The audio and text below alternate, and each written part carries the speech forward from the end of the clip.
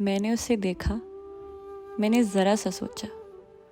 रुबीना के हाथ चंद घंटे के क़याम में मुझे चंद बार उसका ख्याल आया। मगर जब मैं घर वापस आई तो मैंने अपने कमरे की तन्हाई में महसूस किया कि मेरा सब कुछ उसकी गिरफ्त में चला गया है। तब मैंने अपनी इस हिमाकत पे हंसना भी चाहा, मगर इसी कोशिश में मेरे आंसू निकल पड़े। रुबीना के यहाँ जाने से पहले मैं हैरान होती थी कि हमारी पुरानी कहानियों और नॉवलों में इश्क एकदम से कैसे हो जाता है। मैंने ऐसी नॉवलें और दास्तानें भी पढ़ी थी कि तरफ़ैन ने एक दूसरे को आंख भर के भी ना देखा था। बस इधर से चिलमन ज़रा सी हटी, उधर कूचे में से गुजरते हुए नौजवान की नज़रें ज़रा सी उठी और लड़की ने चिलमन से हटते ही हाय वाय मचा दी और किस्सा ही तमाम हो गया।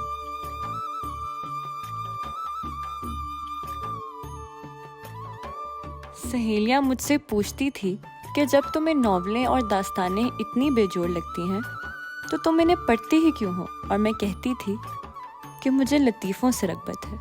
मैं उन्हें बताती थी जहाँ लिखने वाला पढ़ने वाले की आंखों में आंसू लाना चाहता है वहाँ मैं मुस्कुरा देती हूँ, जहाँ वो रिक्कत तारी करना चाहता है वहाँ मुझे गुदगुदी सी होने लगती है। और जब खुफिया मुलाकात में हीरो और हीरोइन शेरों में बातें करने लग जाते हैं तो वहाँ तो पूछो ही नहीं। मैं एक सोचा समझा इश्क भी कर चुकी हूँ। उन्होंने अपने एक दोस्त के बेटे अनवर को ये कह के हम सबके सामने बुला लिया कि अपना बेटा ही तो है, शायद इसलिए कि बेटी जब एक ख़ास उम्र तक पहुँचती है तो वालिदैन को उसका बर ढूंढने के लिए अपने ऊंचे ऊंचे असूलों के तख्त पर से उतर जाना पड़ता है। मनूर बेटा, आज अनवर हमारे साथ खाना खाएगा। काफ़ी अरसे हो गए मुलाकात नहीं, तो मैंने सोचा क्यों भाई।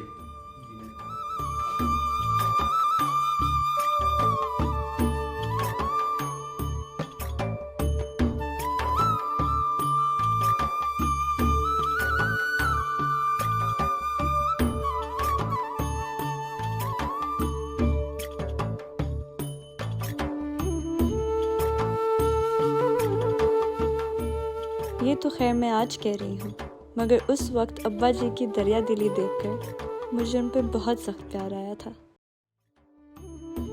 ये मरी का वाक़या है और मरी के ऐसे मकामात पर पहुंचकर हर इंसान को जी चाहता है कि वो अपनी ज़िंदगी के आम धर्रे से हट के कोई बात करे। मैं इस धर्रे से हट कर भी क्या करती, ज़्यादा से ज़्यादा यही कर सकती थी कि एक और नॉवल पढ़कर ज़रा सा हंस लूँ।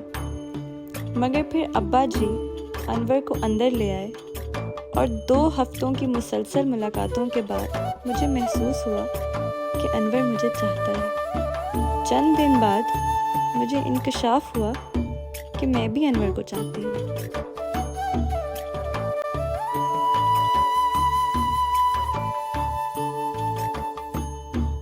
लेकिन इसके बाद हम मैदानों में उतरकर बिखर गए और मुझे याद भी ना रहा कि अनवर ने मेरे दिल में ज़रा सी चुटकी ली थी।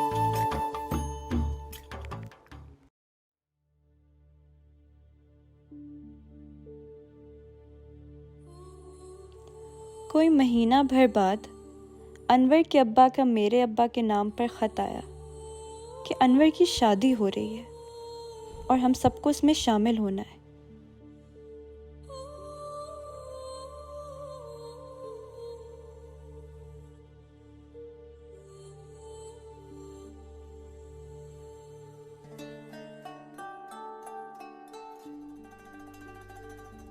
मुझे ऐसा लगा जैसे अनवर ने अपनी जेब उल्टाकर उसमें से मैल झाड़ती हो।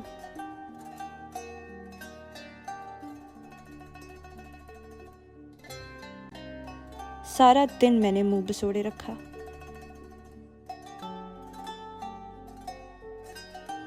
रात नींद भी ठीक से ना आई।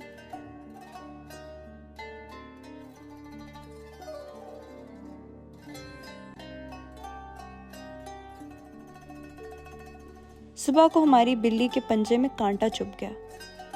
जब तक कांटा निकल ना गया और बिल्ली मेरी गोद में खरखराने ना लगी, मैंने इतनी बेचैनी महसूस की कि शायद ही कभी की हो। तब मैंने सोचा कि मुझे अनवर से कई ज़्यादा प्यार अपनी बिल्ली से था। यूँ मेरा पहला इश्क अंजाम को पहुँचा। मगर क्या वो इश्क था? मैं समझती हूँ कि वो सिर्फ़ एक अंगड़ाई थी जो यूँ बेमानी तरीके से आती है और चले जाती है। वैसे कई बार ऐसा भी हुआ है कि राह चलते मेरी नज़र किसी ऐसे नौजवान पर पड़ी कि मुझे यूनानी देवताओं के मुजस्समों की तस्वीरें याद आ गई और मेरा जी चाहा कि चेहरे को आंखों के रास्ते पी जाऊं।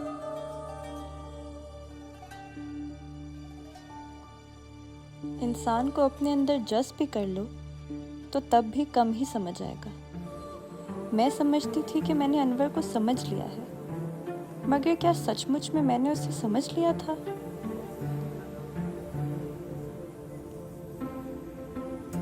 इंसान जब इतनी पुरस्कार चीज़ है तो हमारे यहाँ जाने कैसे चिलमन के ज़रा सा उठते ही फरेफ्ता हो जाने का ढकोसला चलता रहा। देखना तो इंसान की सिर्फ एक ही हिस्सा है और इश्क करने के लिए तो हवासे खमसा को मुस्ताद होना